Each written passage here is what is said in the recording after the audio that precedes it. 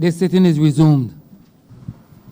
Prior to the suspension from lunch, this honorable chamber was debating, was in standing finance committee.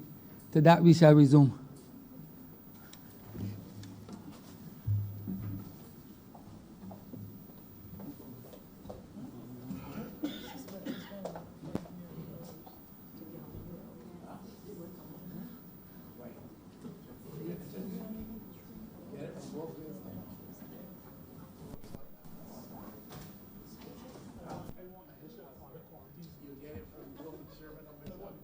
Was that?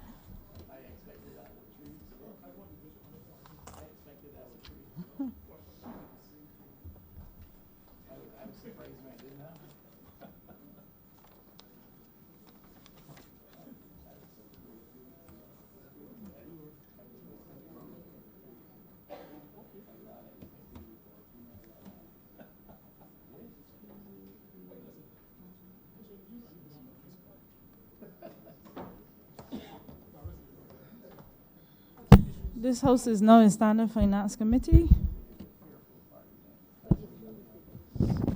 Madam Chair, Head 86, Ministry of Health and Wellness, $208,185,658. Okay, we invite the Honorable Minister of Health and Wellness into the bill.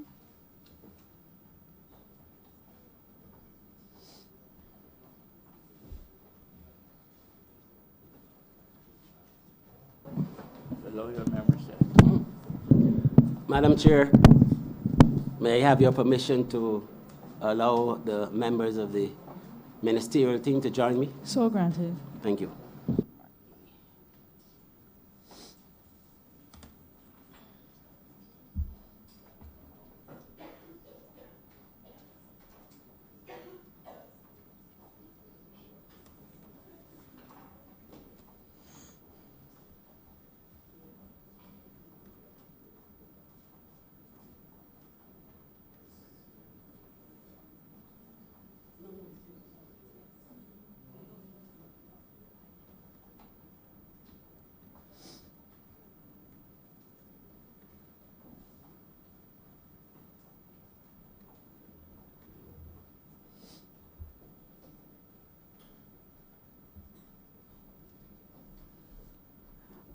Honorable Minister, you may introduce your team and begin your opening remarks for 10 minutes. Please remember to move the head at the end.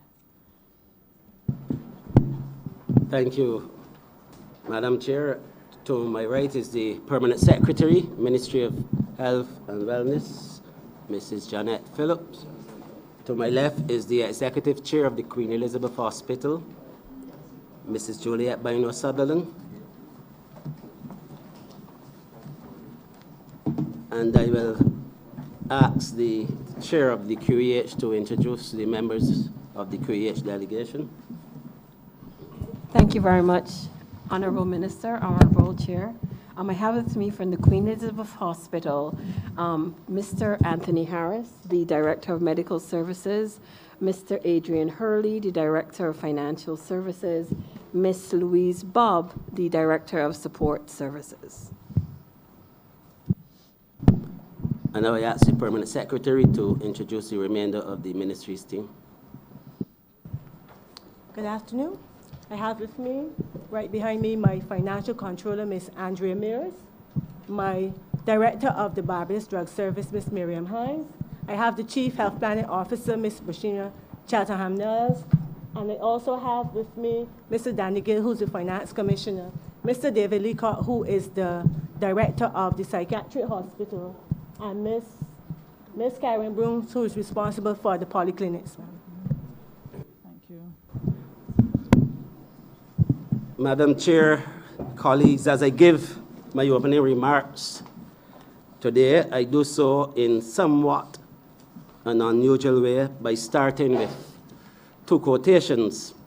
And these quotations were taken from a speech delivered recently by the Director General of the World Health Organization, Dr. Tedros.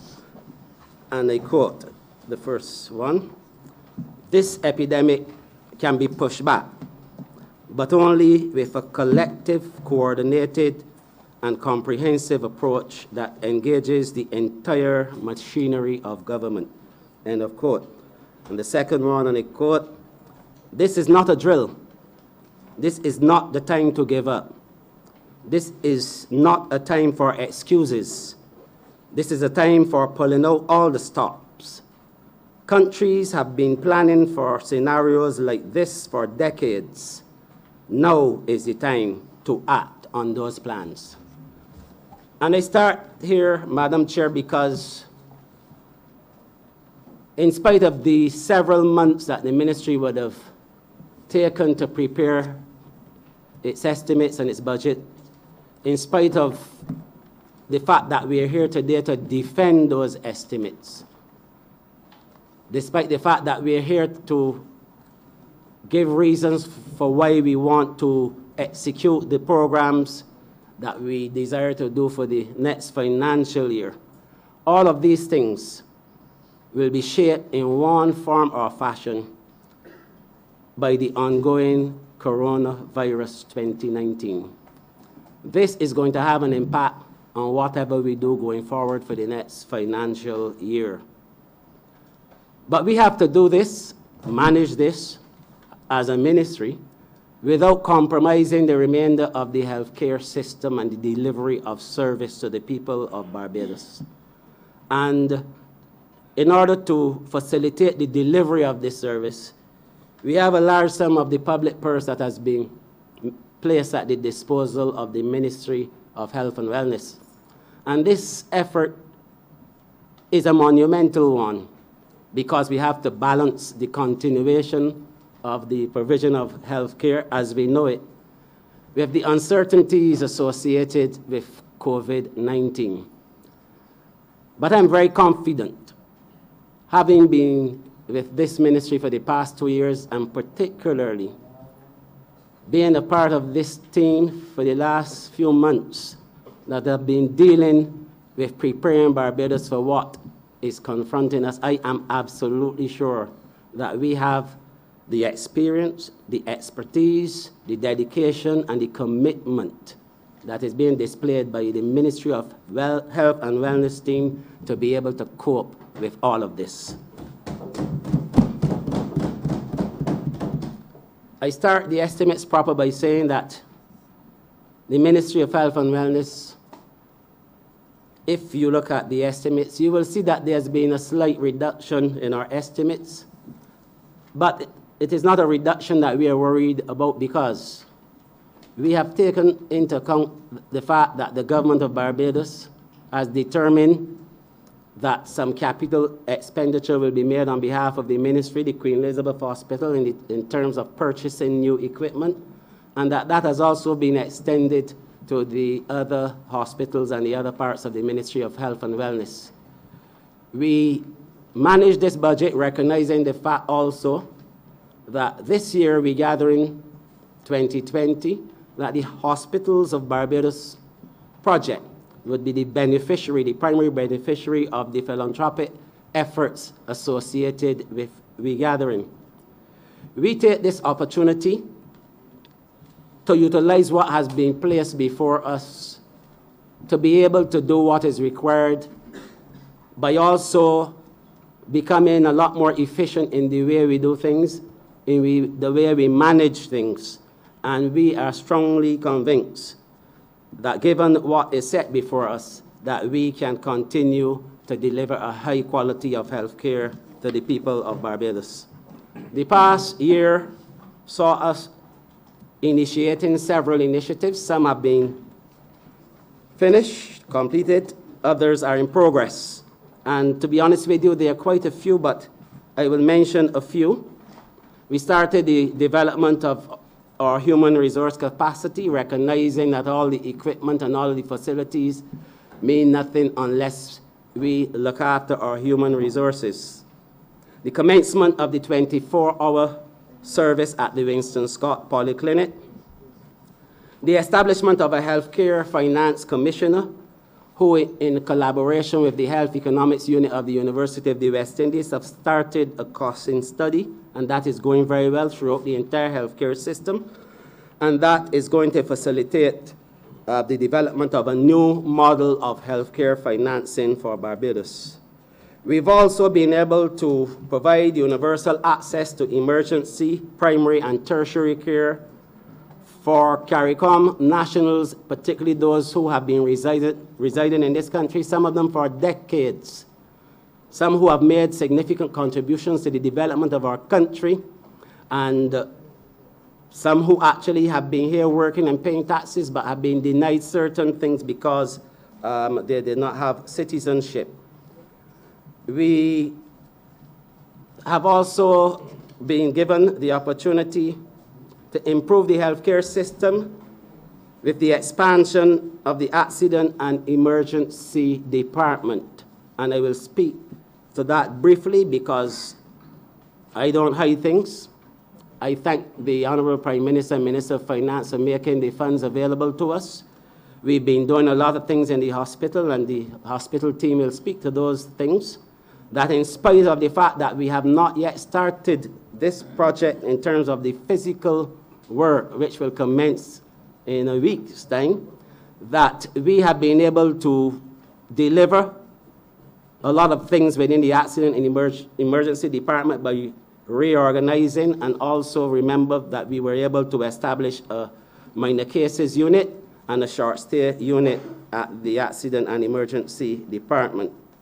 We've also, after several years, been able to finally bring to Cabinet the organ and tissue donation transplantation policy, which was approved by Cabinet, and the accompanying guidelines for the drafting of the legislation are on the way to the Chief Parliamentary Council, and that in short order within this next financial year, Barbados would have this legislation enacted, which is something that is years outstanding.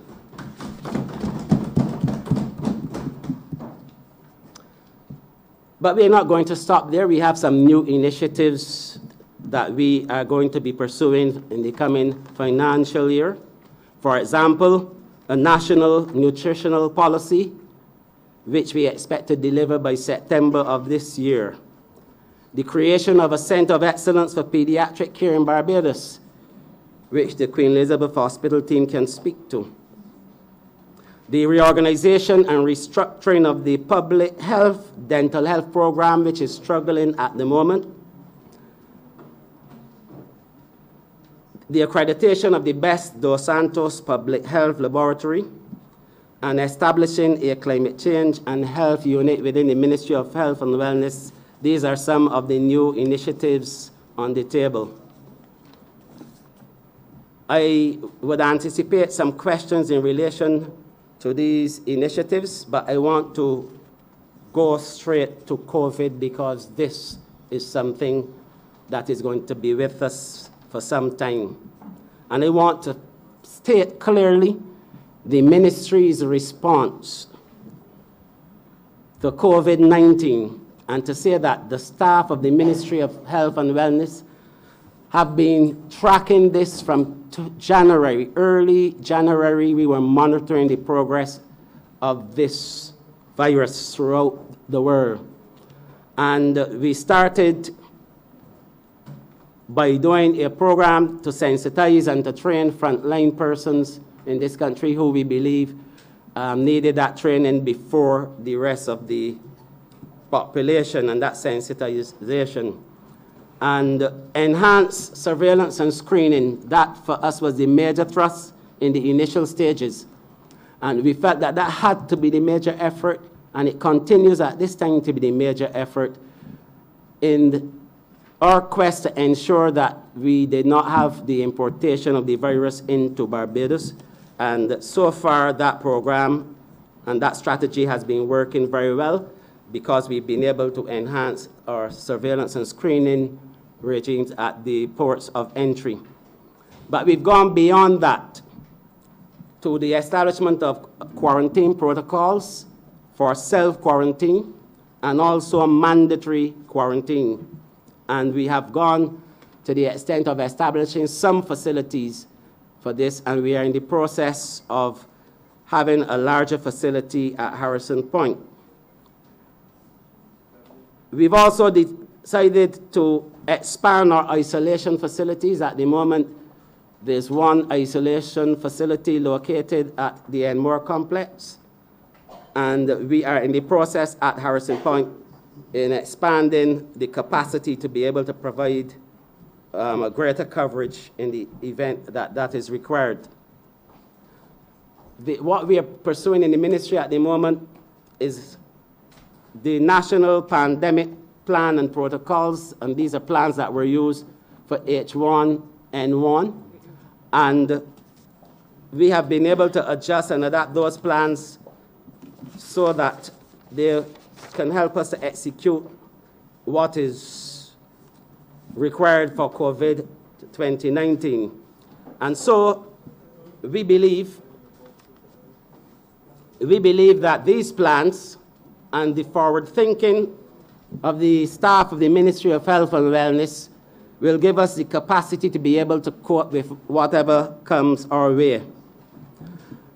I will say to you that for the average Barbadian and for all citizens and residents of this country, I would like to encourage you to take the precautions that have been promoted and advertised by the Ministry of Health and Wellness through the GIS very seriously, and to have confidence in the ability of the staff of the Ministry of Health and Wellness to be able to deal with this situation. And with those opening remarks, Madam Chair, I am obliged. Could you move the head, please? Sorry, I beg to move that Head 86, Dan Park. Thank you. Honorable Leader of the Opposition.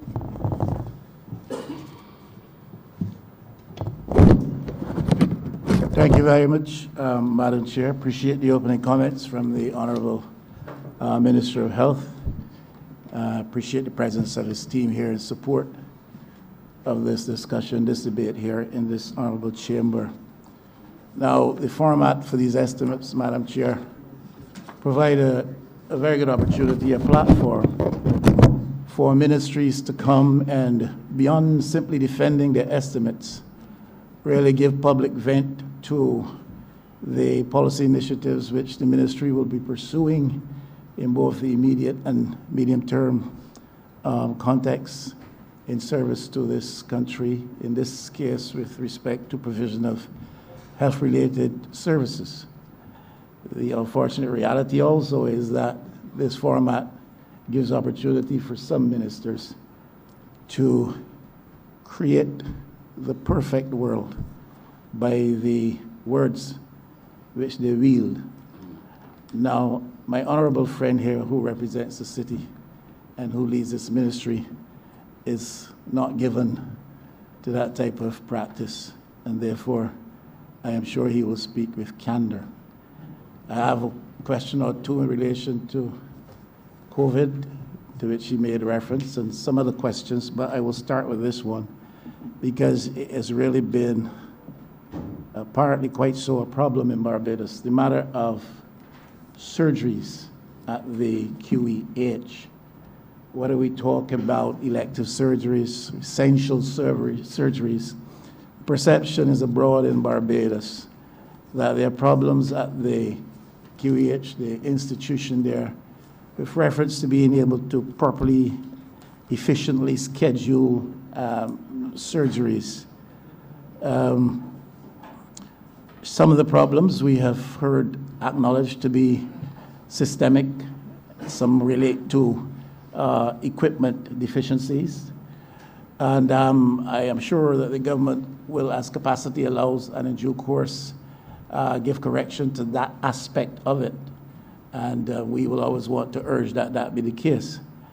The problem beyond that has to do with the culture, which seems to obtain at the hospital, where there's seemingly a mindset among some of the senior professionals. It's almost like a culture of fiefdom that operates at the QEH. If I'm wrong, Mr. Minister, I am sure you will correct me, but one gets a sense that there is a culture among senior medical professionals, predominantly so doctors, consultants, who create scheduling chaos at the hospital by their attitudes. that is a perception held out there. This is a complaint that has been raised with me. This is not the first time I've raised it in the Parliament of Barbados, and on a previous occasion on which I did so, I was threatened by one of the senior medical professionals operating out of that institution. Scheduling becomes a problem. Then there is, in my view, misuse of hospitals' equipment for personal and private interest advancement. I say this because this is said in fairly loud whispers in the Barbadian community, and it has been said to me.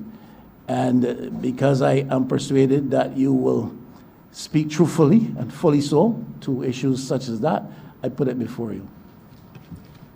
Thank you, Honorable Leader of the Opposition. Let me start by saying to you that I think it would be unwise of me to attempt to answer the majority of the part of the question that really relates to the Queen Elizabeth Hospital, because the executive chair's sitting next to me and she has her team. But from a policy perspective, which is the level of the Ministry of Health and Wellness, I can assure you that several months ago I met with the chair of the QEH, and I informed the chair that I was very concerned at the time, and the ministry was concerned with the situation regarding the delays with surgeries in general in Barbados at the Queen Elizabeth Hospital. And I directed the chair to get together with her team and to come up with a strategy to deal with this situation. And I had indicated at that time, prior to COVID, of course, that was perhaps the most important thing for me for this coming financial year, because I think it was affecting a number of Barbadians. My colleagues at Cabinet every Thursday used to speak to me about it, and so I had that meeting. So I will now turn over to the executive chair so that she can comment on progress so far. Thank you so much for that question, and thank you, Minister, because you have provided significant and substantive leadership in placing this at the top of our priority list. For us as a management team, and particularly since I've had the opportunity to lead the institution in its operational management, we've had to look at this issue most critically. To look at this issue, you have to separate fact from fiction. You have to look at what the data is actually telling you. You have to look at what are the organizational cultures and systems that exist within the hospital. And you have to look at to what extent those organizational systems and cultures are fostered by the absence of policy or the absence of information system and processes that can better shape how business is done within the hospital. So that is the first thing. So we can speak fairly candidly. You're correct that we have had scheduling chaos in many instances, and we've had it for historically. And every Barbadian knows someone who's been scheduled for surgery and has had that surgery delayed or bumped. Through these reasons are multifold, and I'm gonna share with you some of the reasons and what we've been doing to address them. Part of the challenge we've had is our autoclaves. Our autoclaves have been at end of life for a number of years, and therefore they have been breaking down. We've gotten to know the autoclave situation so well within the hospital. This is a problem, as I understand it, that existed from about 2015. What we've decided as a government and as a hospital management team is that we can no longer function with the existing autoclave plant, and we have actually purchased 2 new autoclaves from, Amsco in the United States, that brand, Amsco brand autoclave, which have been proven to work well within the context of Barbados. We also recognize that the autoclave challenge is also impacted by the water treatment. Our water here in Barbados is very different from where these equipments are manufactured. So we're not just purchasing 2 new autoclaves, we're purchasing a a water treatment plant to go alongside. So that will help because surgeries are canceled because we do not have the requisite number of autoclaves. We have entered the modern era where we're no longer carrying about 5, 6 decentralized autoclaves where we cannot control the sterilization processes. And like all modern hospitals, we've moved to central sterilization. So we must have modern and current autoclave equipment, and that is a decision taken by this administration, and we thank the administration for the allocation of resources. The second issue is on waiting lists and how waiting lists are managed. We're looking to lead and run a 2020 service with 1920 processes. At present, waiting lists are managed, and Mr. Harris, if needed, can speak more on this, are managed by the surgeons directly, and they determine based on the prioritization of who gets what surgery and when they get, depending on what they determine to be clinical priority. Now, that has proven to be problematic. And what we recognize we have to do as a country really is introduce information technology that will require decentralization and capture of surgical lists so that we're able to manage those lists much more effectively. I think all of our surgeons and hospital and public can appreciate that technology becomes a tool when you're faced with these kinds of issues. I'll move on quickly. Part of the scheduling chaos also happens at the level of the patient. Sometimes patients are scheduled, they eat, something happens and they're not able to have the surgery, and you're making adjustments at the very last minute.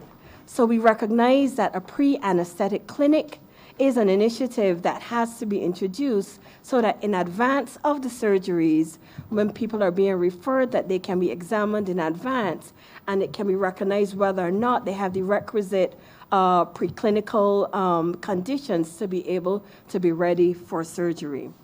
Lastly, we have to look very carefully at separating how we do public and private work within the hospital. And we're looking at a proposal now that will allocate theaters to the private sector and theaters for public physicians. It may sound easy on the surface, but it is not necessarily easy to achieve because the way the healthcare system is presently built is built on a public-private sector arrangements. Consultants are allotted 20 hours per week to work within the hospital, and the rest of time is intended to be spent within the private sector. So public-private operation within the Queen Elizabeth Hospital has existed since time immemorial. And what I believe the government has signaled in its discussions about costing, understanding what is the cost of care to deliver services, and its talk about transforming the Queen Elizabeth healthcare system into a trust, so it is separated from the private service and able to run and manage its hospital, and the discussion about changing the healthcare system in terms of how people are able to access care becomes fundamental to being able to change those relationships of public and private operating alongside each other within the facility. So you are correct to have identified that this is an issue that has to be addressed. What we're saying is that we're currently addressing it at both the information technology level in how we do clinical screening of patients, in ensuring that the equipment, stocks, and supplies are in place so that when surgeries are scheduled, they're not canceled because the equipment has broken down. And lastly, looking more fundamentally at how public and private work alongside each other within the hospital. Thank you, Minister. Thank you, ma'am. And ma'am, I heard you to say that, yes, you have scheduling chaos at QEH, especially with respect to surgeries.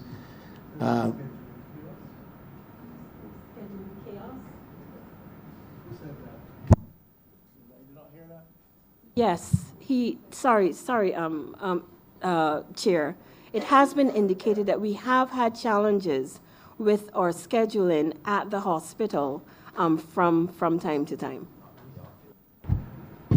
So you are now characterizing what you formerly called scheduling chaos as challenges.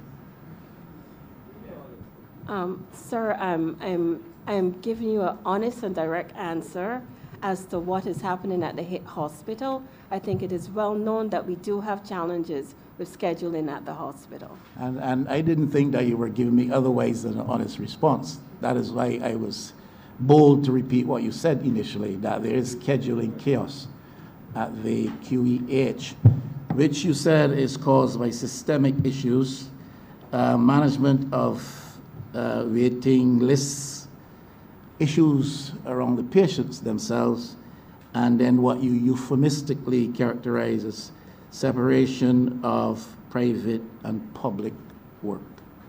But would you not, in very clear terms, acknowledge that the view held by many, that there is a culture among consultants and senior medical professionals at the hospital which suggests that they constitute an untouchable group, a group which is untouchable, that you do have this problem and that we continue to fail to frontally address it, to confront it. There are people who exploit the situation in the hospital because of their senior professional position, and we continue, as an economy faced with challenges financially, we continue to fail to address it. Would you acknowledge that, or am I off base?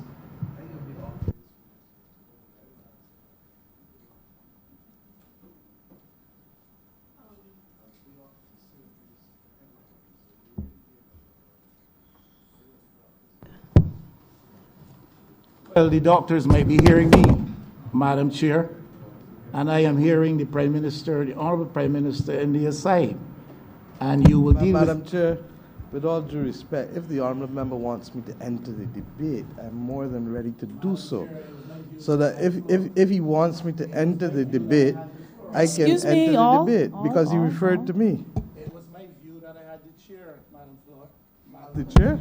You have the floor. Continue, Honorable Leader of Opposition. Well, I had politely addressed a clear question to the Minister and the Chairman, the Chief Executive Officer.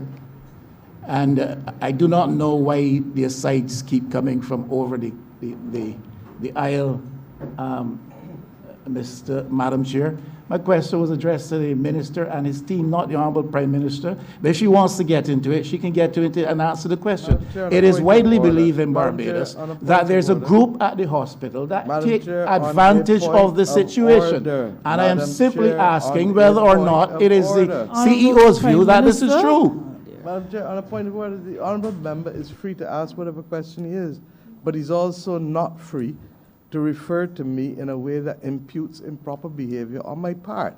Now, in case he forgot the rules of this honourable House, I have the right to intervene on a point of order whenever an improper motive is being imputed. In these circumstances, I would ask the honourable member to focus on his questions and to leave me out of his due. I will have the opportunity to speak after him. Madam Chair, with your leave, I may not be as familiar with the rules of the House as the Honourable Prime Minister. But I do know that if you rise on a point of order, you have to wait until you are acknowledged.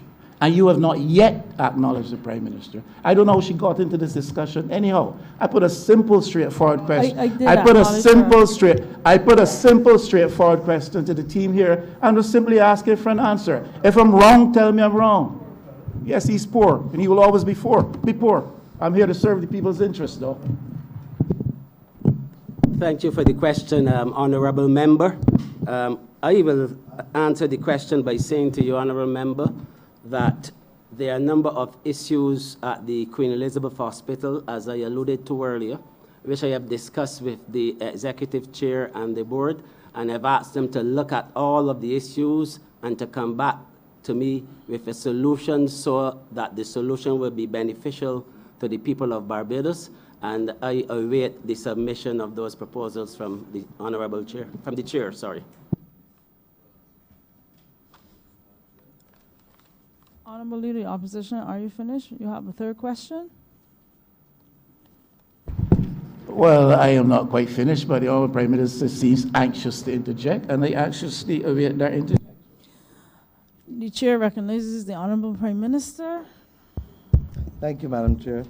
Madam Chair, I'd like to first deal with the issue of equipment, and if I be guided by the rules of this chamber, I believe I have more than 3 questions. I have the ability, You have 10 minutes to ask. thank you, to speak for 10 minutes if I so choose. But I'm going to do a combination of speaking and questions. Madam Chair, this government is absolutely clear and focused on its responsibility to be able to rehabilitate the Queen Elizabeth Hospital in order to be able to deliver to the people of this country quality, reliable, and in certain cases where charges are still applicable, affordable health care. It is against this background that in addition to the QEH, we also understood that the entire healthcare system has to be brought fully into the 21st century and to be allowed to cater to the needs of ordinary Barbadians who may not have the money to be able to go to Sandy Crest, and what's the other one? FMH, and who themselves have been paying taxes and fees and services in this country for a long time. Now, we have heard from both the Minister and from the CEO of the QEH thus far this afternoon. But we are not existing in a cocoon either. And we are aware that, for the most part, a lot of the equipment at the Queen Elizabeth Hospital has been aged, has not been replaced for some time. You heard the CEO refer to the pieces of equipment that affect surgery. And the bottom line is that in spite of being in an economic adjustment program, this government has determined that we will make available to the Queen Elizabeth Hospital and to the polyclinics a sum of money to be able to purchase equipment, given the fact that much of the equipment that has been left, in some instances, without proper maintenance agreements, in some instances, without being properly serviced, and in many instances, beyond their life, have now to be replaced. The hospital and the Ministry of Health have come up with a list that is roughly about $30 million Barbados in value.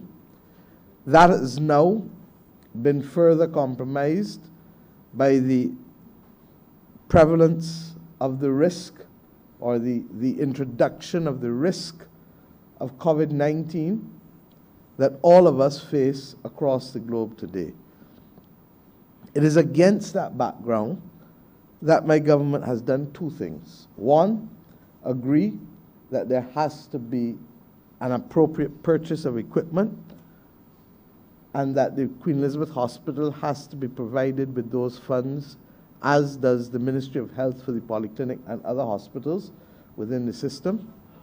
2, that we also agree that the health levy, health service fee, that is being charged by or being collected by the National Insurance Scheme for the Ministry of Health and the QEH specifically, has now to be taken fully into account. As a result, it means then that we are likely to see close to $60 million being provided off budget for the Queen Elizabeth Hospital. In addition to that, I'm going to ask the CEO and the CFO to start to speak to some of the efficiency savings that they have found or capable of finding within the Queen Elizabeth Hospital, to be able to allow government to be more appropriately in a position to spend its money on the areas of need. In addition to that, the Honourable Leader of the Opposition spoke to the fact of surgeries. Suffice it to say that one of the things that has shocked me was the extent to which we have not been able to have a full utilization of the surgical theatres within the hospital. And the government has determined that it has to be able to do so. And it will do so on both a pure public basis, but it also needs to start the discussions with the medical personnel to be able to allow access to the operating theatres as a theatre on a more structured basis to the private medical professionals in this country, to the benefit of all.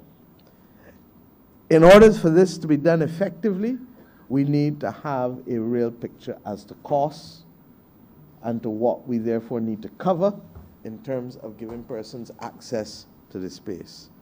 We equally need, therefore, to complete the process of costings at the Queen Elizabeth Hospital from a plaster to a major surgery.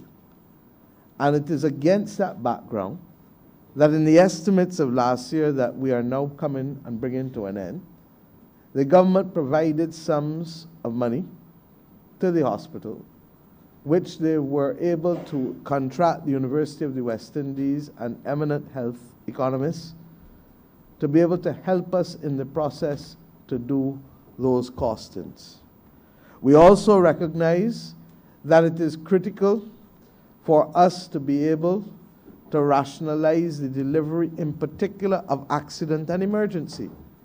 And that while we await the studies on the future of health insurance and the funding of healthcare in this country, which is still not yet available, that we need to be able still to have some sense of where we are going and to start the discussions, because the work which has been done even before we came to office shows that the largest percentage of expenditure in healthcare, in fact, comes within the private healthcare economy and not the public healthcare space in this country.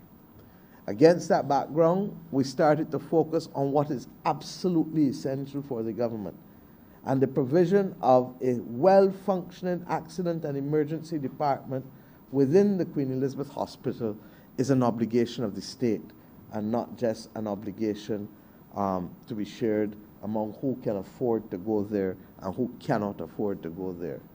In addition to that, in these very same estimates last year, I believe that I spoke and questioned the hospital and the Director of Medical Services, I believe, with respect to the cardiology project, which in large measure is intended to be able to improve the capacity of the hospital to respond to persons with some form of cardiac arrest, what we call it, myocardial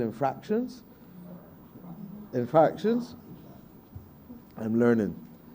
And to ensure that the timelines that are critical to be able to respond to those cases can be met within the time frame, to reduce the number of persons who are potentially being affected from 37 or 38% mortality rate, 37 to 38 out of every 100 persons, to what it is in the developed world, which is closer to about 8 out of every 100. That is a huge reduction that we want to achieve over time. And it is against that background, therefore, that the government has already given the hospital the money for the accident and emergency. I'd like an update on where we are with that specifically, because I believe that the hospital has been making and looking at some other decisions as to where to place it, which may not be known to the public yet, and how to reorganize their own businesses and clinics to facilitate that expansion. Two, that we are hoping out of the savings that are available from this fiscal year to be able to also give the hospital at least 2 million, possibly 3 million, and we will know within 2 to 3 weeks what we can with respect to the cardiology project, which is intended to save the lives of Barbadians who may have some form of cardiac arrest, but who right now are not getting the benefit from the ambulance right back through to the processes in the hospital to have the best possible chance of survival. Now, I remember making a statement from the other place where we were last year, that if we can do this and get the kind of results that this is what this process is about, and taking the taxes of the people of Barbados is fundamentally about. And I therefore would want a restatement of a commitment from the QEH that it understands its role in being able to get this project operational during the course of this year without prejudice. And I'm not speaking at this point to COVID-19. I intend to do so shortly, and contrary to even what the leader of the opposition believes, he is going to be part and parcel of that process, as well as all other stakeholders in this country. But I do believe that before addressing this Parliament, I have a duty to speak to a number of our stakeholders and then come back here on this matter. But for today, I want to focus on the QEH and the primary health care system at this point in time. Suffice it to say as well that I want a report to this Parliament about how the funds that we have provided to you with respect to the 24-hour polyclinic system at the Sir Winston Scott Polyclinic is in fact functioning, and whether it has made a difference, whether we're seeing the increased numbers, and to what extent have we eased the burden on the A&E with respect to those who can now see and receive treatment at the polyclinic, which is virtually across the road from the hospital campus.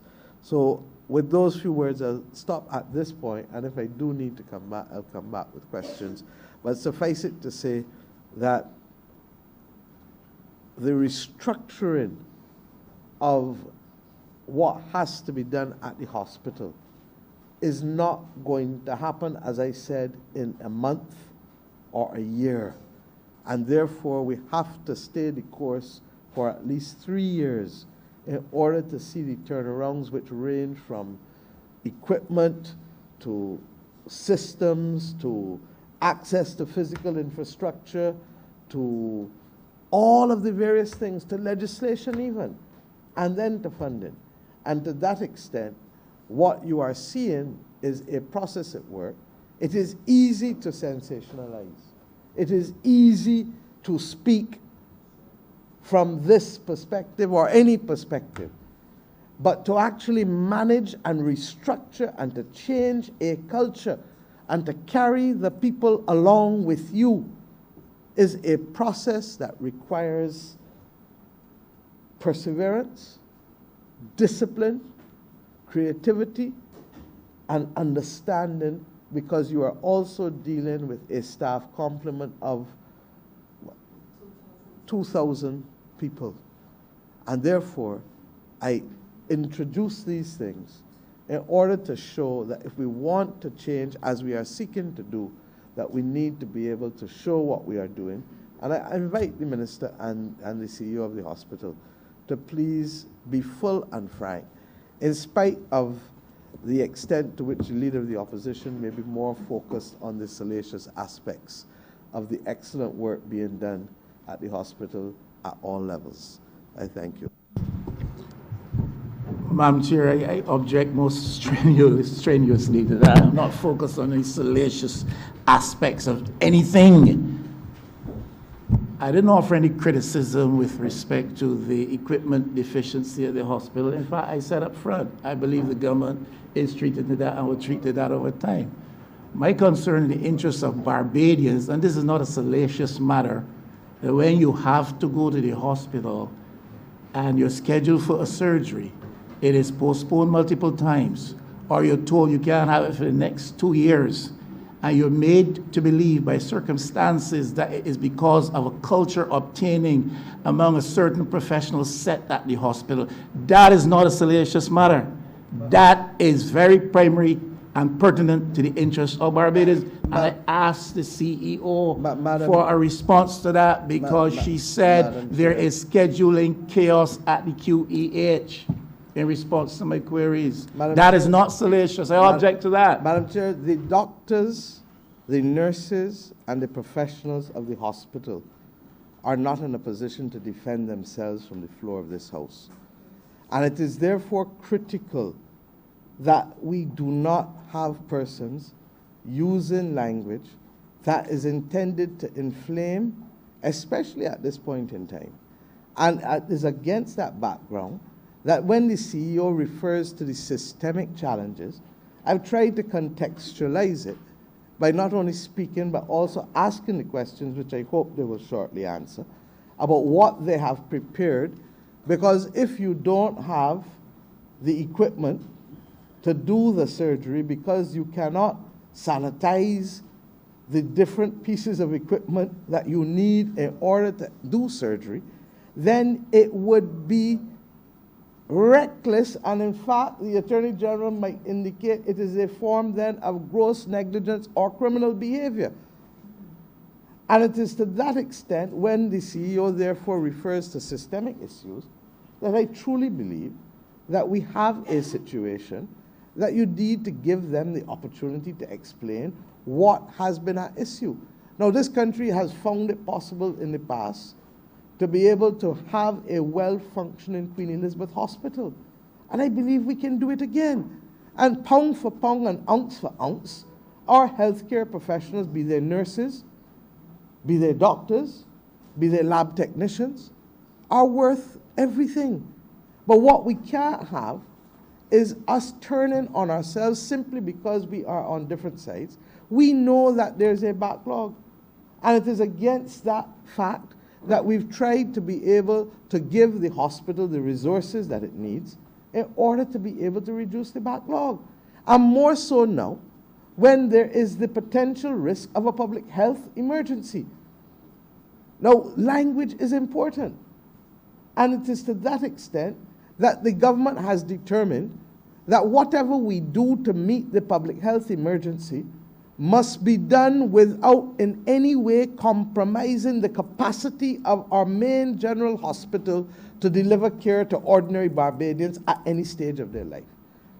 And remember, Mr. Michael West should remember that precept, because he was my parliamentary secretary, I suspect, at the time, when we used the same precept with respect to the prison when it burned, that we were prepared to call in and go where no government had gone before, to call in the regional security system to help us sustain and stabilize that situation, because every Barbadian should have been able to go about their normal life.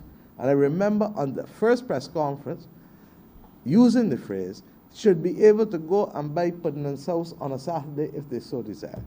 Given the fact that we are now talking to the Ministry of Health, I may have to change the analogy from pudding and sauce to cuckoo and saltfish, or not even saltfish, cuckoo and fish, steamed fish, because we don't want to add necessarily to the difficulties of the healthcare system.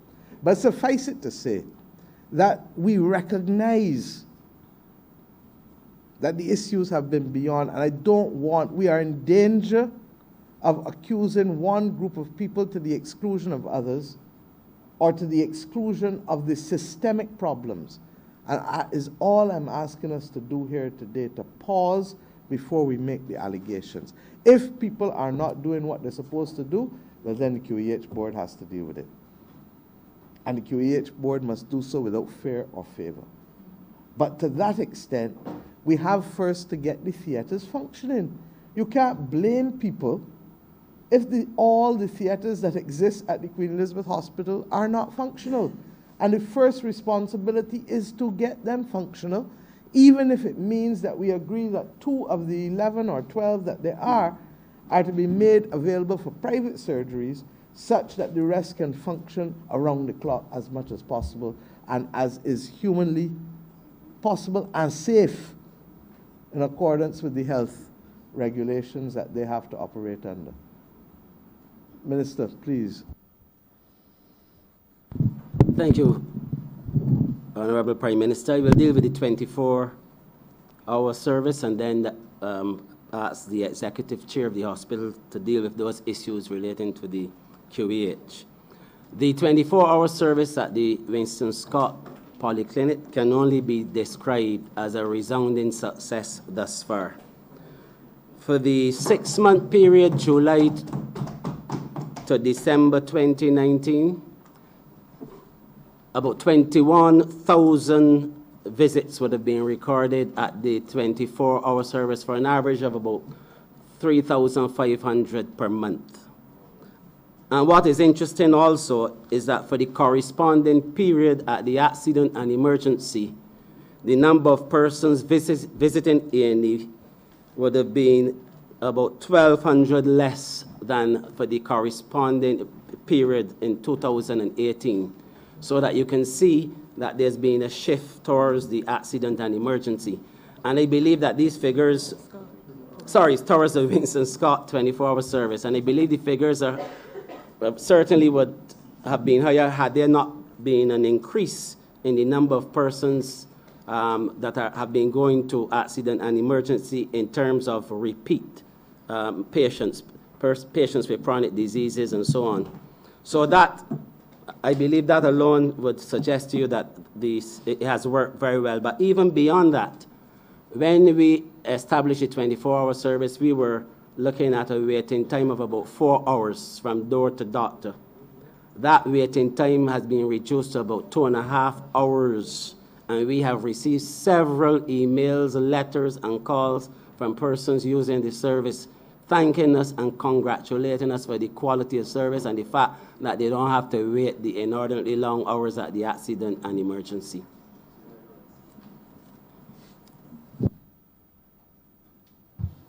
Thank you very much. I'm going to respond to a few questions, and I'm going to allow Mr. Harris, the Director of Medical Services, to speak a little more closely to the issue of culture in the medical profession. In terms of addressing the issue of scheduling at the hospital and waiting list, as we said earlier, we're focused on getting our autoclaves back up, or pre-anesthetic clinic in place. I'm just trying to really address focally that the government is actively addressing the issue of waiting times and scheduling challenges that exist within the Queen Elizabeth Hospital. We have one set of surgical equipment that once they are used within a theater have to be cleaned and then put back into use again, and that can cause some challenges in terms of delays. So what I'm essentially saying to the leader of the opposition is that many of these issues are not easy issues that have to be addressed, but have to be addressed systemically. On the issue of the accident and emergency, we have had a delay in getting this project off of the ground, and this is one of the instances where a delay is actually a situation where we were being prudent. We found ourselves when we were looking at getting the project started in the immediate precincts of the accident and emergency room, when we did borehole tests in the area to build a foundation, that we found at about 70 feet or so, we were meeting clear water.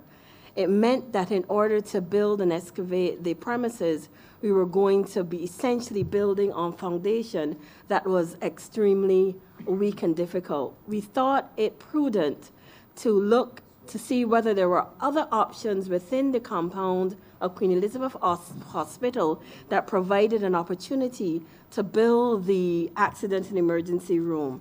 And as the Prime Minister has pointed out, we did a careful study of the Enmore compound at whether or not that would provide us with an opportunity to build the accident and emergency there.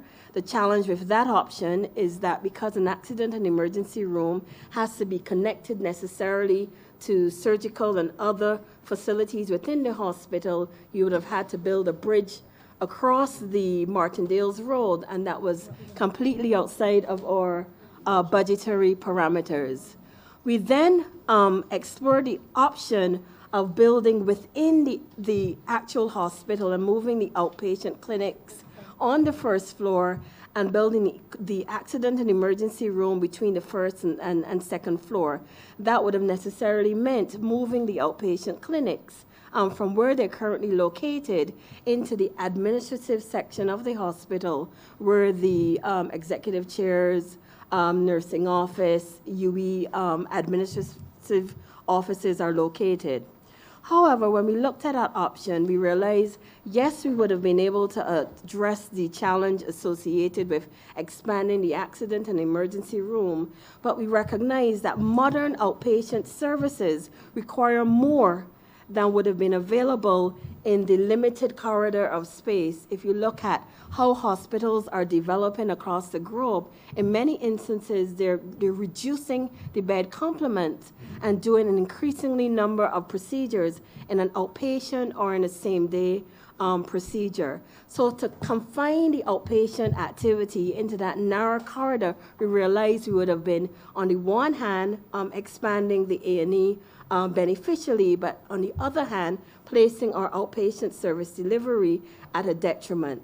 So it took us then back, we did a decision tree analysis looking at all of the key variables, and we essentially settled that the best option would be to go back to our original plan, and we would have been satisfied that we have considered all options before we put the investment that will be required to essentially sink floating pilings into that area and have the accident and emergency sitting firmly on a foundation that is strong enough to build 1, 2, 3 stories if necessary.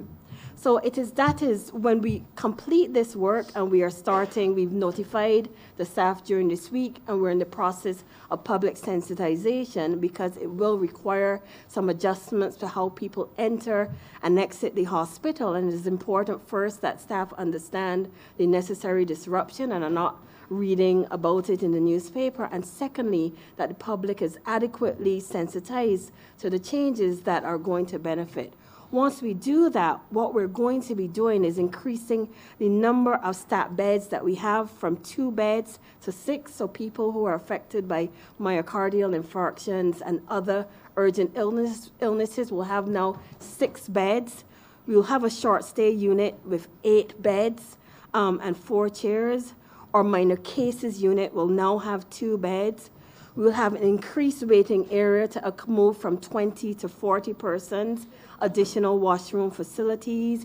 We'll also be in a position to create a pediatric wing. Very often children come into the accident and emergency room and are treated in the same way. Modern accident and emergency practice and good accreditation requirements say to us that you must provide in a special way for pediatrics and children within an emergency setting, so we'll be able to accommodate 10 children within the precincts of the accident and emergency room. So that build has started. The planning and laying out of the road works are going to be starting next week, and we expect that project to be completed very early next year. Our aim is to bring that project on time and within budget to be able to meet the requirements. So we're very appreciative of that investment in emergency services and in the A&E team within the accident and emergency room. We also recognize that to fix the issues in the accident and emergency room do not just require an investment in capital facilities.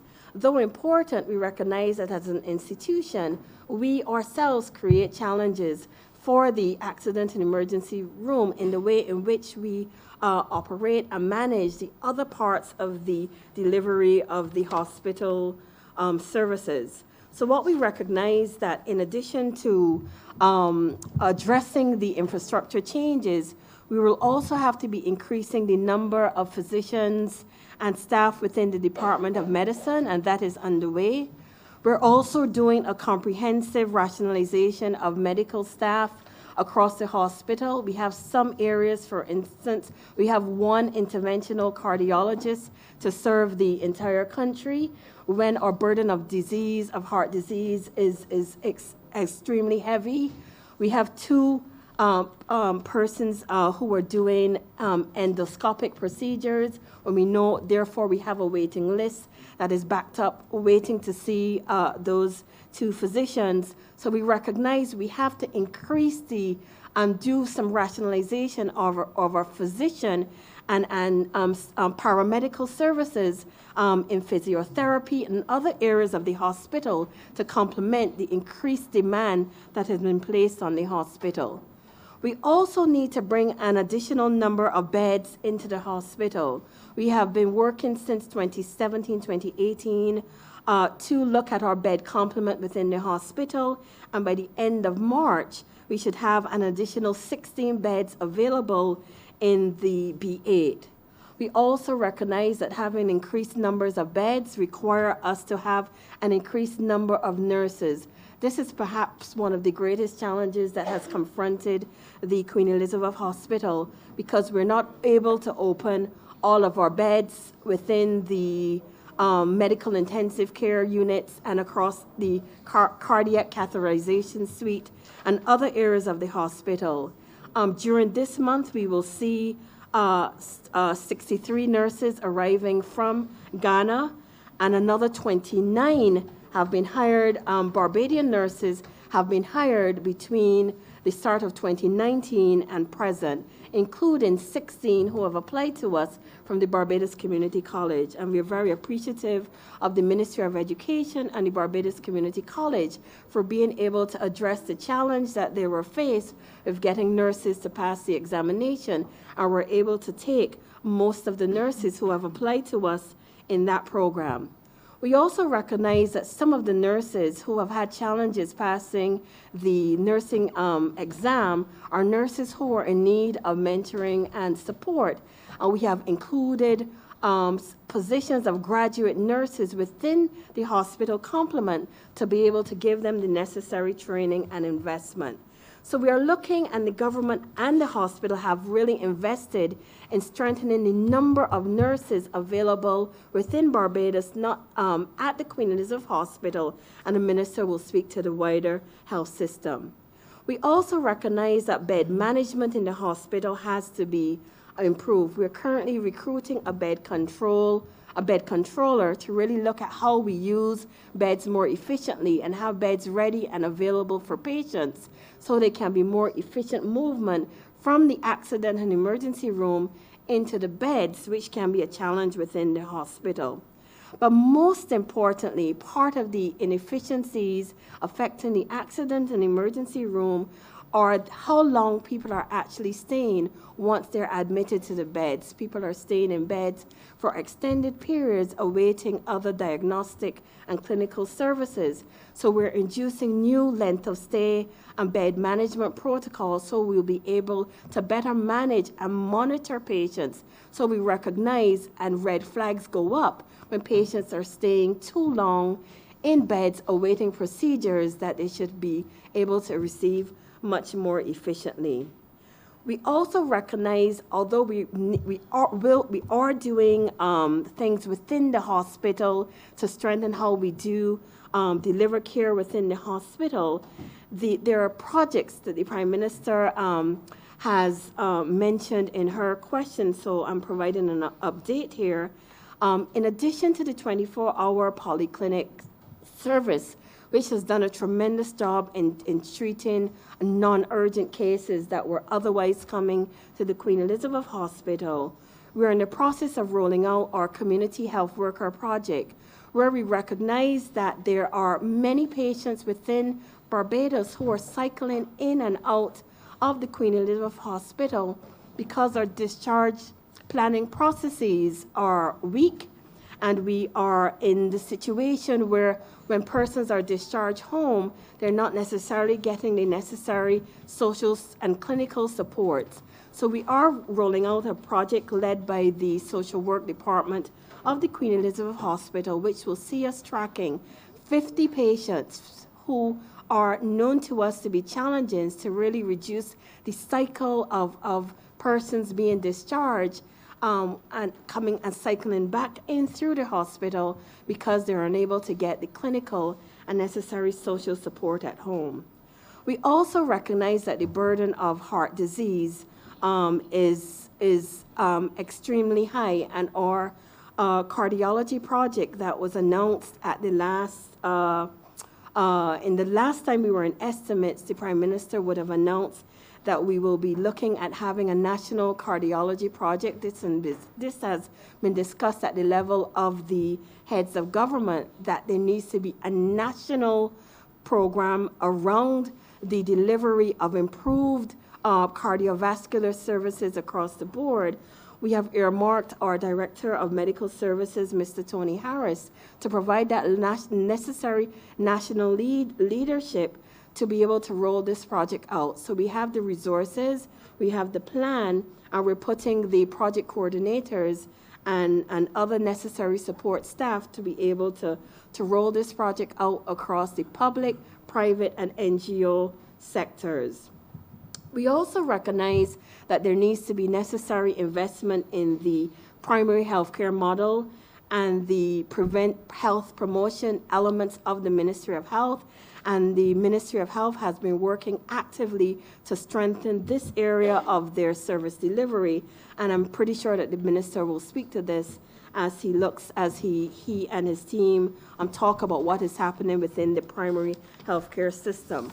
So that is a quick update on what is happening with the accident and emergency room and the two projects around community health support and cardiology.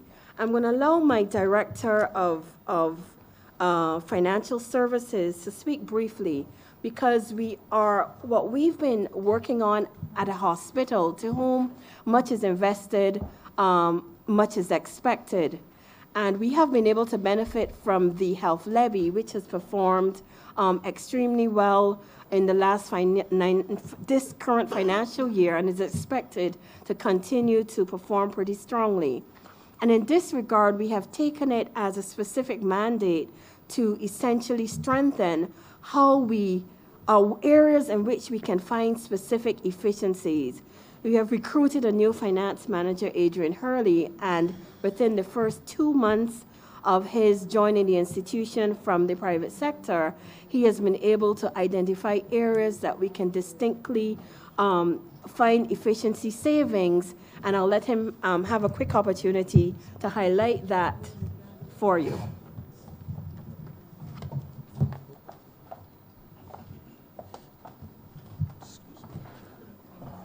Good afternoon, Chair. Like my chair just said, within my first 2 months, on the job, my first task was to basically analyze the operations of the QEH. And the reason I did that is because my chair had indicated that our budget might have been cut in this coming financial year, and therefore we would have need to look for cost savings and revenue generating opportunities to supplement our operations. We are in the process of implementing an inventory management system at the QEH. Right now, the process of ordering and procuring medical supplies is erratic, currently a little disorganized. This is resulting in some cases we are ordering too much of one thing and too little of another. It is also, and this results in us having to make emergency orders, which means flying them in and incurring additional cost. We've rolled out the information systems this week. We are doing a pilot in accident and emergency. Then we will be moving to pharmacy, and then we will be moving to the lab. We have a two-week pilot in accident emergency. It is believed when the full rollout is done, we will save, we are currently spending up to date about $26 million, $27 million in drugs and medical supplies. And the conservative estimate of savings after the implementation of the inventory system is about 10% of that figure, which is about $2.7 million. We also expect to have a reduce the levels of drugs expiring and obsolescence, and our conservative estimate of that is about $500,000. We've also found some contracts in place which we're reviewing. One in particular is the rental of printers at a sum of $14,000 a month. That is under review, and which is a total, which is going to be a savings of $176,000. Renting printers for $14,000 a month. That's Pardon? what he said. There's currently a contract in place for the rental of printers with a total of $14,000 a month. We are currently reviewing that, bringing that contract to an end in this month, which is going to be a savings of $176,000. We also have an issue with our morgue. Our morgue is the capacity of our morgue is an issue, and as a result of this, we've uncovered a situation where we are currently outsourcing the storage of corpses at a private morgue at a tune of $35,000 a month. The issue is that the management of our morgue needs some attention. What seems to be happening is that the short stay corpses are staying at the hospital. Yeah, so those persons with families, yes, those corpses, these are considered as indigent. Those persons that are not claimed, and persons and which they need to be claimed by the welfare department. Those corpses are being outsourced. Therefore, we are incurring a cost of $35,000 storage fees of about $35,000 per month. Mr. Hurley, I'm going to halt you a minute because both of you went way over the 10 minutes. Sorry. 3 minutes, sorry. Sorry. I know you would have answered several questions, but I want to get in some questions from our members, if that's okay. Let's invite questions from the member for Christchurch West. Thank you very much, Madam Chair. And I have 3 distinct questions to ask the Minister, and I guess by extension you will give way to your particular members. The first has to do with bed management. And I recognize, and I think we all know, that there's a big problem with members of the public bringing their elderly relatives to the hospital when they can't get a particular bed at the geriatric hospital, and leaving them there until a bed becomes available at the geriatric hospital. And obviously this is a big problem because then it takes up a bed that could be used for a person who's generally ill, and instead is being used as a waiting facility for the geriatric hospital. So I'm wondering, what plans do you have to be able to fix this problem so that more beds will become available rather than beds being used up as a waiting policy to get into the geriatric hospital? Thank you, Honourable Member.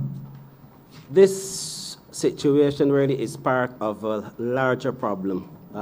I think that we all need to recognize the fact that Barbados is an aging population, aging society, And to be honest with you, we've been working closely, the ministry that is, with the Queen Elizabeth Hospital to try to reduce that burden by taking those persons out of the QEH, and we've done it more than once, and having them located within the elderly healthcare facilities, including the alternate care, the elderly program. But the truth is that the demand for spaces within the elderly care institutions is greater than the capacity, and it's something that we have to address. I've already spoken to my colleague, Minister Ford, Cynthia Ford, who has a responsibility also for elderly care, to see how the two ministries can combine to deal with this issue. But it is a problem, a growing problem, and I don't think in a lot of cases it is that the relatives are, all the relatives are not necessarily leaving the elderly behind. I think in some cases we've seen people with who are cases for dementia cases, and we need to do more as a country in terms of sensitizing families as to how to deal with patients, relatives, who are suffering dementia. And there are a number of problems associated with this that have to be dealt with, but I think it will take the two ministries coming together to be able to resolve those issues. Thank you very much, Minister. Clearly, it's something that needs attention, and it's because obviously a bed in the hospital costs significantly much more than a bed at the geriatric hospital in terms of the care that is given out and the cost per bed. So it's something that I think that if you get a handle on it, you get significant savings and then make more beds available for people who are genuinely ill. Not that they aren't ill, but certainly who need more intensive care. The next matter that I want to bring to your attention and ask, last time we were in this chamber, I obviously brought to the attention the issue of corruption in the Queen Elizabeth Hospital, and in particular procurement and the problems associated with procurement and middle companies and so on and so forth. What have you been able to investigate any of these, and what have your investigations revealed with respect to procurement problems in the Queen Elizabeth Hospital?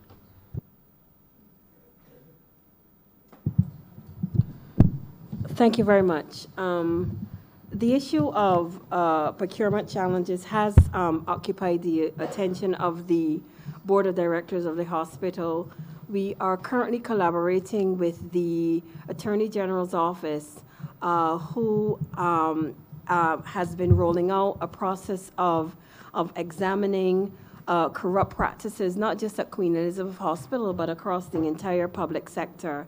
And we have provided all of the necessary information that we have been able to glean before our ability of our audit committee and our ability as a board of the areas that we suggest that we look at in terms of possible areas where there may be challenges. We recognize that, however, beyond looking forensically at what has happened in the past, that we have a duty to really correct and make right our current and existing practices at the hospital. So we have looked at completely restructuring the procurement department. The procurement department, first of all, was brought under the finance department. That is a basic and fundamental of most entities, that procurement is controlled by your financial management system. We've also brought in a team of consultants who are looking at digitizing our procurement processes and making them more efficient. We're also looking at how the building capacity of the staff within the department to be able to understand better the needs of clinical service delivery. So it is a complete re-engineering of processes that has been underway within the engineering department. So we no longer have those issues, and we also have the checks and balances of the finance department. I'm really leaning more heavily on how items are procured at the Queen Elizabeth Hospital. We are putting in place we have put in place an approved vendors checklist, So we're doing all of our necessary due diligence on both local and international vendors so that we know that the vendors that we're doing business with are legitimate vendors and are those vendors that we can be comfortable as taxpayers that we can purchase items from both locally and internationally. Just clearly, your emphasis on legitimate vendors obviously tells me that in the past you were dealing with some illegitimate vendors. I think that is clear. But I won't ask you to get into that. Obviously, it is something that may be sub judice, and I appreciate that. The final question has to do with the response to COVID-19. And I just wanted to know what plans does the hospital have in place for suspect cases of COVID-19? I'll give you an example. Say a person has been to an area that the COVID-19 is prevalent, China or Hong Kong or Korea or wherever, and then they find that they have symptoms. Are those people to come to accident emergency or urgent care, or are there special plans in place for somebody who suspects that they might have symptoms?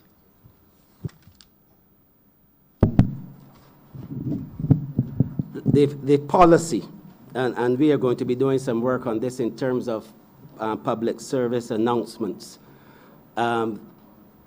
We, as a ministry, we would rather for persons who may be feeling ill or persons who feel that they may have the symptoms of COVID to call a hotline which we will establish or we will give notice of shortly, or call one of our polyclinics or facilities, but not to report to the hospital because we would want to treat that person or those persons in a different manner so that it does not compromise the safety and integrity of the hospital.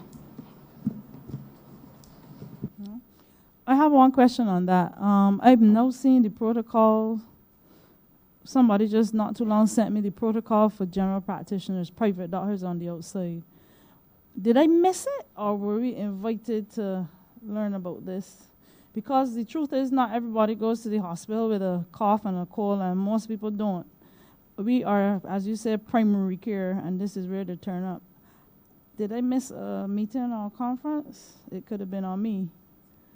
You might have, but I am going to hand over to the Chief Medical Officer, who is the person with the authority to speak. Appreciate it. Thank you so much, Madam Chair. Yes, I agree with the Minister that the most ideal place for a person to present is not the accident and emergency. However, I'll be very frank. Yesterday, there was a potential patient who interacted with the emergency room, and I was convinced that the necessary precautions were taken. It was handled in a way that was highly professional. The testing was done. The tests were negative, and the patient was discharged. This was a patient coming in, or a Yes. patient already on island? Yes. So who would have sent him to the hospital, him or her to the hospital? I think the Through person airport, or- self-presented to the hospital. Okay. So the person instituted that. So it's not ideal for persons to come to the hospital, but they have a way of dealing and containing that situation. With respect to your other question, the question was what? The question had to do with doctors. We had, at a cost to government, brought BAMP on board. We were hoping to get 80 individuals to come and hear about COVID. Many of us are not members of BAP, Right. including myself. And we also invited the pharmaceutical agencies. And unfortunately, the outcome for that was quite poor. We only got 20 individuals attending. However, BAMP then yesterday hosted a forum, which was a much larger public forum, and I'm happy to report that the Ministry of Health was first involved in that process. And secondly, they were able to capture a greater number of physicians, both BAMP and non-BAMP. We agree that there is much more work to be done with respect to sensitizing physicians in this country. Because I will tell you what, if it becomes that COVID becomes very widespread in Barbados, 80% of those cases will have to be managed by persons in primary care, whether it be in the polyclinics or whether it be in the general practitioners, and that's why we're urging the general practitioners to come on board. We've issued a few guidelines for them because there was a lot of uncertainty, and we issued those guidelines as to how they can manage to deal with a case if it ever comes to their private office in a way that contains the whole issue. Thank you. We are going to move on to the honorable member for Christchurch West Central. Let us save most of the COVID questions when we continue next week. I'm asking politely and nicely because I've been directed. So if you have any other questions, feel free to ask. Thank you, Madam Chair. I want to thank the Minister for his presentation, obviously, and for bringing a military approach to healthcare in Barbados. Certainly, unlike your predecessor, you don't have a plan of action, but certainly an action plan. And I want to say that last year, I came in this August chamber. I came in this chamber and I asked about the nurses, because there were two in my constituency, and me and the Member of Parliament for Christchurch South will always rival as to who has the epicenter of Christchurch. I would say the epicenter is the center, Christchurch West Central. And the question from those nurses in my constituency is that they were having challenges passing their exams. I'm happy to hear from your people, your officers, that there is now a new system put in place, and the results have shown that there have been a tremendous improvement, up to 60% or so, and I want to congratulate you for that. My question to you, though, Minister, is, and you can probably direct this to the Director of the Drug Service, and I want to thank her. I want to thank her for her action plan as well, because every single time I call her about the issue, she's able, ready, and willing to respond to the issues that are confronting this country as it relates to the drug service. My issue is that we are faced with a problem now in this country as it relates to the purple drank and the lean. We have regulations that date back to 1993, which has not been updated. And with the new problem that we are faced with, I want to know from the drug service what measures are being put in place to ensure that this problem, that we at least are able to dry up the supply of these products, because right now the mixture, the simple mixture to make lean, is codeine linctus, which can be purchased off the shelf by any individual, whether it is in Tuscaside linctus or any of the other cough preparation. My issue is, what is the drug service going to do? What the drug service is going to do in terms of the regulations, and how do we intend to ensure that these drugs are not accessible to the average person? Thank you, Honorable Member. But I want to provide the answer to your question, the first part of it, that is, and to say to you and to all honorable members that this is not a problem for the Barbados Drug Service. This is a problem that is being addressed and has the attention of the entire Ministry of Health and Wellness.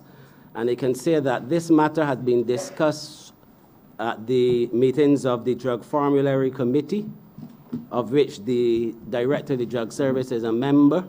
It has engaged the ministry, and we are going to be coming up with a ministerial plan to be able to deal with it, but I will allow the Director of the Drug Service to go into the specifics. Thank you, Madam Chair, for the opportunity to speak, and thank you, Minister, for the opportunity to speak on these topics. First, let me say I thank my former student who has these beautiful questions for me to ask. And I'm sure that he's aware, because we are working with him and his ministry, and also with the Minister of Home Affairs, to address some of these challenges that we have noticed that have been affecting our children. And when I say our children, I don't mean just in Barbados. I think it had been a regional issue, because the Bahamas, they had also sometimes last year, requested us to assist them because of their children using codeine and mixing them with all kind of things, to make drugs that they think is beneficial to them, which of course they have soon found out that it wasn't. And because of that, we have been planning training. We were focusing on our drug inspectors, but we have decided that we are going to train a cadre of pharmacists. So we're planning training for about 25 pharmacists from March 3rd to April 7th. And we are going to be working a lot with them on new psychoactive substances, how it is made and so on, and also how we are going to be going about going to places where these things are sold, to be making sure that they're regulated and they're sold according to regulations and whatever is there. And in terms of legislation, what is being done currently, I agree with the member for Christchurch West Central that the legislation is outdated because of the 23 chemical precursor substances that can be used to make these substances. Barbados, we have only 12 in our legislation, which was made since 1988. And since then, we have needed updating. And we have been working with the National Council for Substance Abuse, and we have been looking, and in fact, they have provided technical assistance through COPOLAD, which is an EU program that we have actually come up with a model legislation that will address these issues and that will bring all the chemical precursors up to date and also make provision for newer ones, because with chemicals, if there are no chemicals, there'll be no drugs. So with the chemicals that are coming up, we are now getting ourselves ready that we will know of them well ahead of time and that we would be able to grandfather clause all new things that come under that our legislation would be up to date. And I don't want to blame COVID, but the Minister for Home Affairs was just asking me 2 days ago where we are with the legislation, and I did mention to him that because my attention has been dedicated so much between COVID and drug service, I've not been able to do that. But it is something that will soon be submitted to Cabinet for consideration, but we have been working on it to update it and to make sure that we are on par with stringent regulatory authorities. I want to thank you, Ms. Hines. Certainly, I didn't want the whole of Barbados to know that you were my former teacher, but there's a saying that the good teacher teaches, the great teacher inspires. And you have now given me added inspiration to continue this fight for our young people, so I want to thank you for that. There's one other question, and it will probably go to the director of the psychiatric hospital. I had a situation in my constituency recently where a young man who was suffering from a mental challenge and his parents put him in the hospital for observation, was able to walk out the hospital and almost committed suicide. I want to know what are the procedures in terms of making sure that persons, when they go to that facility, have the type of supervision that is needed so that they won't be a threat to themselves and certainly the society. So I want to know what the procedures are in place when you go to the psychiatric hospital to ensure that there is that measure of surveillance that is so desperately needed.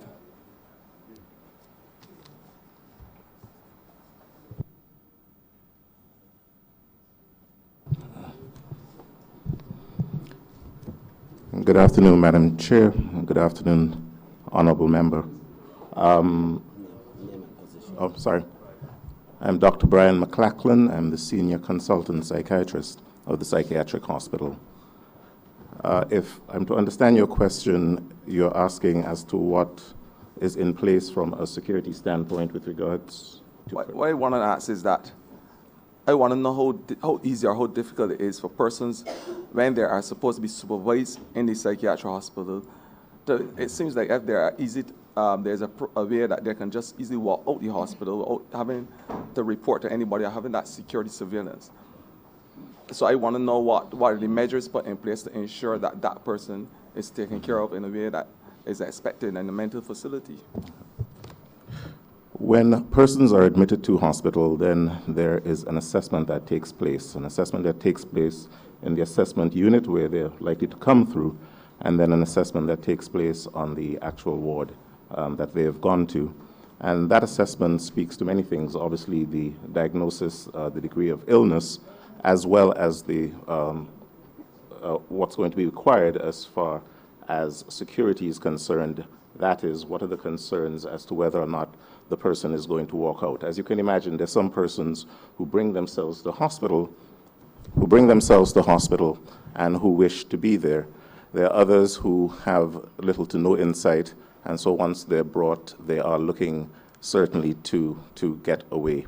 Where it is that there's a concern that the person is unwell and the person requires supervision, then the person is then nursed closely.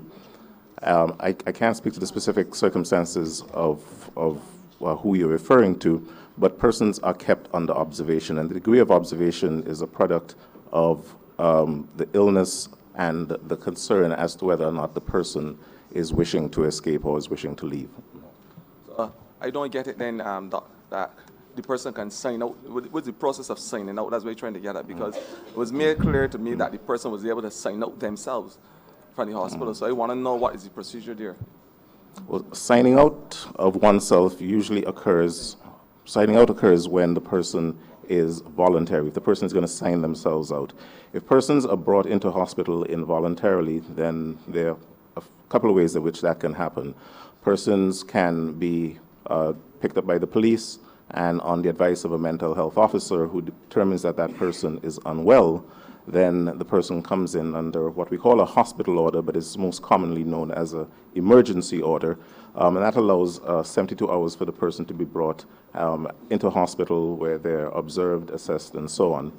Persons can be made what we call medically recommended. That's often how persons come to hospital, to the psychiatric hospital, through the Queen Elizabeth Hospital, where a relative or guardian or someone associated with the person would sign, and then two doctors would sign to say that the person needs to be in hospital. And that's an involuntary admission. And in that process, a person can stay in hospital for up to a year. We also have persons who are remanded from the courts. And once you're remanded from the courts, then actually that's an involuntary admission as well. Only the court can determine that that person is to be discharged from hospital. In the particular circumstance, then, the issue would be whether or not the person came into hospital and signed themselves into hospital as a voluntary client. If a person is a voluntary client and they wish to leave hospital, then either one, they need to give 24 hours notice of their intention to leave hospital. And during that 24 hours, if there is a belief that that person should not leave hospital, then that status can be changed and the person can be made an involuntary patient through the medically recommended process. If it is that the person is deemed to be well enough to leave, then the signing of "I'm discharging myself from hospital," that's when that can occur. Minister, I would like to suggest to you, because you obviously think that there's an issue here, but for the sake of confidentiality and also to help us to be able to fill a gap if there's one, I would suggest that we talk privately so that we can fully investigate this matter, and I think it will be beneficial to the psychiatric hospital and to the public if we do it in that way, and to the person.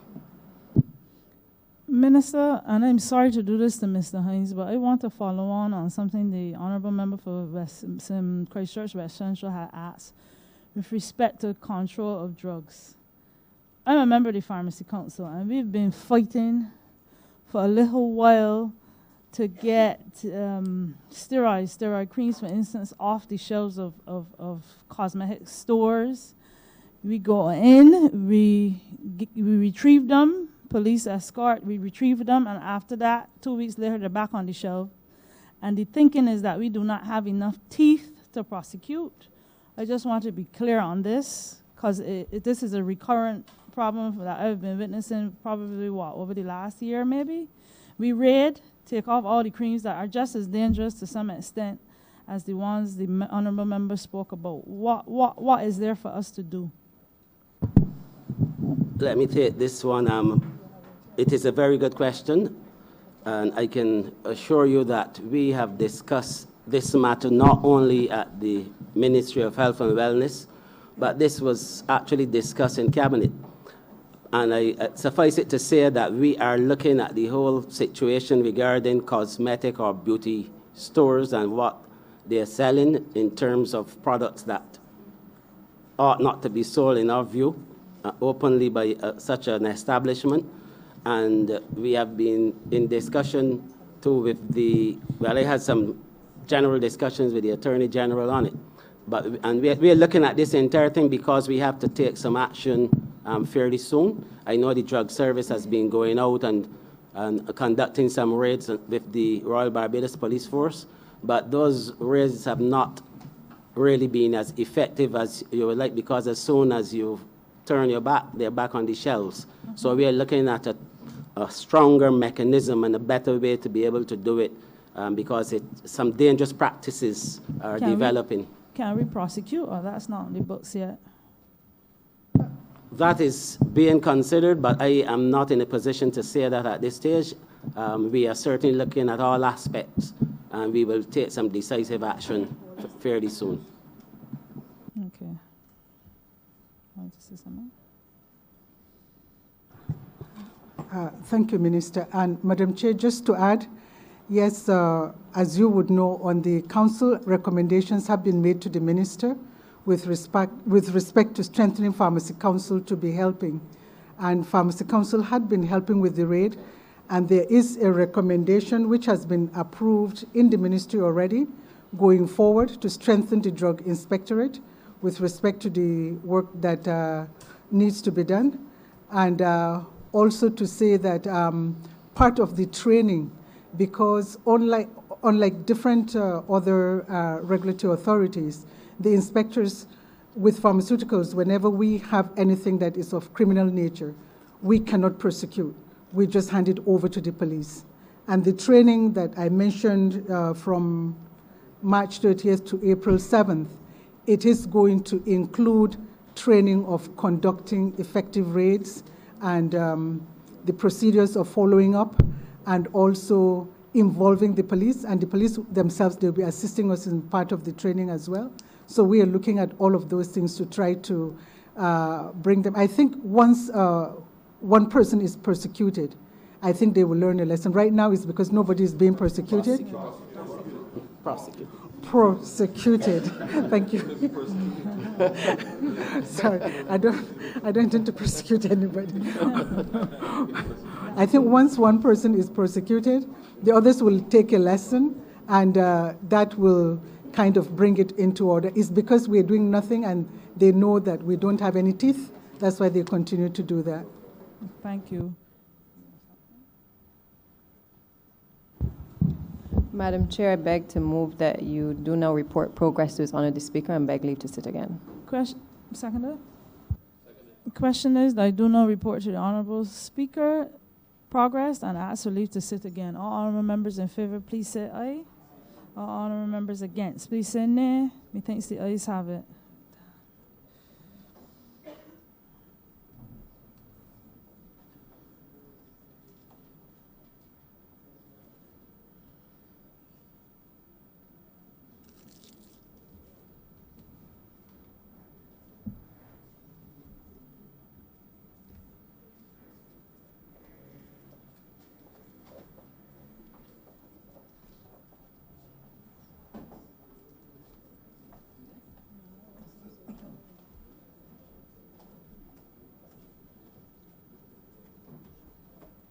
Chairman of the Standing Finance Committee has supported progress and request leave to sit again.